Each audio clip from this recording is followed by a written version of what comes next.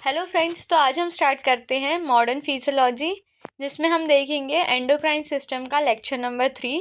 Lecture 1 में हमने general introduction देखा था एंडोक्राइन सिस्टम का। लेक्चर 2 में हमने हार्मोन्स का क्लासिफिकेशन देखा था। इस लेक्चर में ये है लेक्चर नंबर 3। इस लेक्चर में हम देखेंगे कैरेक्टरिस्टिक्स ऑफ हार्मोन्स। NCISM के सिलेबस के अकॉर्डिंग थर्ड टॉपिक जो दिया हुआ है सिलेबस में वो है कैरेक्टरिस्टिक्स ऑफ हार्मोन्स। तो इस लेक्चर में हम कैरेक्टरिस्टिक्स ऑफ हार्मोन्स के बारे में पढ़ते हैं। सबसे पहला कैरेक्टरिस्टिक होता है केमिकल मैसेंजर। हार्मोन्स जो होते हैं वो केमिकल मैसेंजर्स के जैसे एक्ट करते हैं। Hormones act as chemical signals in the body.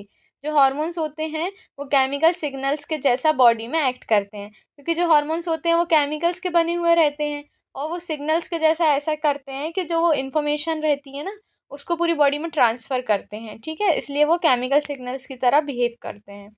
फिर नेक्स्ट देख लेते हैं सिक्रीटेड बाय एंडोक्राइन ग्लैंड्स। हमें पता है कि जो हार्मोन्स हैं वो एंडोक्राइन ग्लैंड्स के थ्रू सिक्रीट होते हैं, मतलब एंडोक्राइन ग्लैंड्स में प्रोड्यूस होते हैं। और जो एंडोक्राइन ग्लैंड्स होती है वो डक्टलेस ग्लैंड्स होती हैं। ठीक है, तो ये दो कैरेक्टरिस्टिक्स हम देख लिए हमने। फिर थर्ड कैरेक्टरिस्टिक देख लेते हैं हम, ट्रांसपोर्टेड इन ब्लड, मतलब वो डायरेक्टली ब्लड में ट्रांसपोर्ट कर दिए जाते, carried through blood to distant target organs. और ये क्या करते हैं कि ब्लड के थ्रू पूरी बॉडी में ट्रैवल करते हैं और अपने टारगेट ऑर्गन्स तक चले जाते हैं। तो यहाँ पर ये थर्ड पॉइंट कंप्लीट होता है। स्पेसिफिक टारगेट एक्शंस, इनके जो होते हैं स्पेसिफिक टारगेट एक्शंस होते हैं, मतलब ये एक पर्टिकुलर टारगेट इनका फिक्स रहता है, वहीं पर जाकर ये अपना फंक्शन करते हैं। Act only on sales having specific receptors, मतलब इनके जो बॉडी में क्या होता है कि ब्लड के थ्रू पूरी बॉडी में ट्रैवल करते हैं, तो जहाँ भी इनका टारगेट ऑर्गन रहता है वहाँ पर इनके रिसेप्टर्स प्रेजेंट होते हैं। वहाँ जाकर ये अपना फंक्शन करते हैं और ये अपने रिसेप्टर्स से बाइंड करते हैं टारगेट ऑर्गन के और वहाँ पर फंक्शन करते हैं। ठीक है, तो इसका मतलब हो गया स्पेसिफिक टारगेट एक्शंस। फिर फिफ्थ पॉइंट देख लेते हैं, highly potent, very small amount produce significant effect. Highly potent का मतलब होता है ये बहुत कम अमाउंट में भी बनते हैं लेकिन इनका जो रिजल्ट होता है वो बहुत ज़्यादा अच्छा होता है। ठीक है, वेरी स्मॉल अमाउंट में प्रोड्यूस होते हैं लेकिन इनका सिग्निफिकेंट रिजल्ट होता है। ठीक है, फिर सिक्स्थ पॉइंट देख लेते हैं, slow onset but long lasting effect.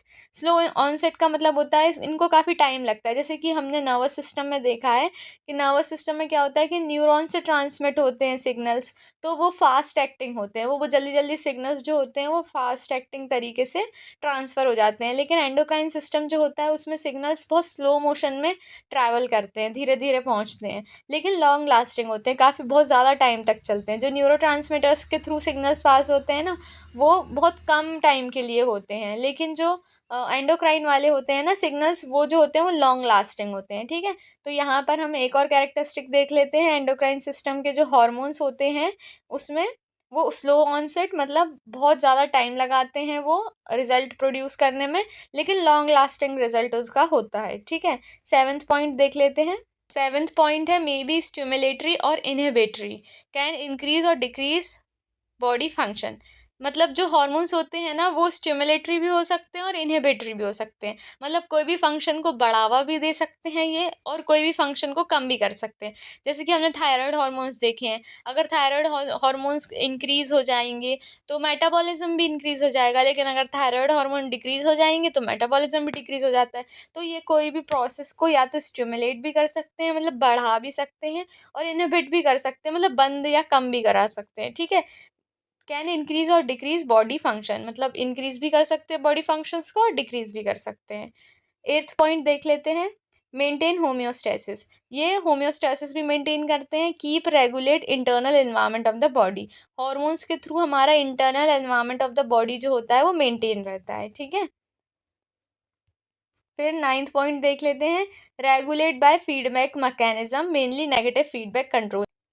ये जो होम्योस्टेसिस की प्रोसेस है ना उसमें हम पढ़ेंगे कि हार्मोन्स जो होते हैं वो बॉडी टेम्परेचर को कैसे मेंटेन करते हैं, कौन से हार्मोन्स बॉडी टेम्परेचर को मेंटेन करते हैं, और ये नेगेटिव फीडबैक मैकेनिज्म भी हम वहीं पर देखेंगे, क्योंकि उसमें हम पढ़ेंगे पॉजिटिव फीडबैक मैकेनिज्म और नेगेटिव फीडबैक मैकेनिज्म। तो उसमें हमें पता लगेगा कि हार्मोन्स कैसे रोल प्ले करते हैं होम्योस्टेसिस को मेंटेन करने के लिए, और नेगेटिव फीडबैक मैकेनिज्म क्या होता है। ठीक है, हम फिजियोलॉजी ऑफ एंडोक्राइन ग्लैंड्स देखेंगे। तो सबसे पहले हम कॉमन फिजियोलॉजी देख लेते हैं एंडोक्राइन ग्लैंड्स की क्या होती है। Hormones are synthesized in glands, मतलब जो हॉर्मोन्स होते हैं वो ग्लैंड्स में प्रोड्यूस होते हैं, उनका सिंथेसिस जो होता है वो ग्लैंड्स में होता है। एंडोक्राइन ग्लैंड्स में हॉर्मोन्स का सिंथेसिस होता है, सबसे पहला पॉइंट। ठीक है, फिर नेक्स्ट पॉइंट क्या है, release directly into the blood stream, और फिर ये ग्लैंड से ब्लड स्ट्रीम में डायरेक्टली रिलीज कर दिए जाते हैं। ठीक है, फिर नेक्स्ट देख लेते हैं transported to the target organs, और फिर ये ब्लड स्ट्रीम के थ्रू पूरी बॉडी में ट्रैवल करते हैं और टारगेट ऑर्गन्स के पास ट्रांसपोर्ट कर दिए जाते हैं। Bind to the specific receptors, target organs पर जो भी स्पेसिफिक रिसेप्टर्स रहते हैं उनके साथ ये बाइंड कर जाते हैं। प्रोड्यूस फिजियोलॉजिकल रिस्पॉन्स, और फिर ये अपना फिजियोलॉजिकल रिस्पॉन्स मतलब अपना फंक्शन करते हैं। कंट्रोल्ड बाय फीडबैक मैकेनिज्म, और इसी को हम मतलब ये जो कंट्रोल्ड बाय फीडबैक मैकेनिज्म जो होता है कि बॉडी कंट्रोल करती है, जैसे कि कोई भी फंक्शन है उसको अगर स्टिमुलेट करना है तो ज़्यादा से ज़्यादा अमाउंट में हार्मोन्स प्रोड्यूस किया जाएगा, अगर उसको इनहिबिट करना है तो वो हार्मोन्स का प्रोडक्शन कम कर देंगे, बॉडी जो रहेगी वो उस पर्टिकुलर हार्मोन का प्रोडक्शन कम कर देगी। तो इसी को हम कहते हैं फीडबैक मैकेनिज्म, कि बॉडी हमारी क्या फीडबैक दे रही है कि उस हार्मोन्स को बढ़ाना है या उसका रिजल्ट कम करना है, तो उसके अकॉर्डिंग जो होता है हार्मोन्स का प्रोडक्शन होता है कि कितने ज़्यादा अमाउंट में हार्मोन्स का प्रोडक्शन ज़्यादा करना है या कम करना है। ठीक है, तो ये जो होता है ना कंट्रोल बाय फीडबैक मैकेनिज्म का यही मतलब होता है कि कितने अमाउंट में हमें हार्मोन्स का प्रोडक्शन करना है।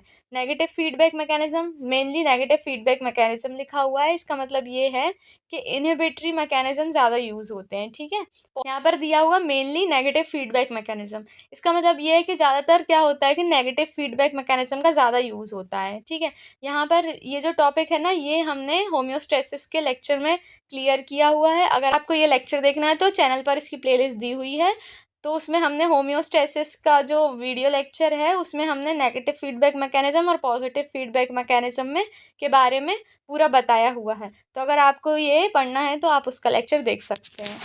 Okay, thank you.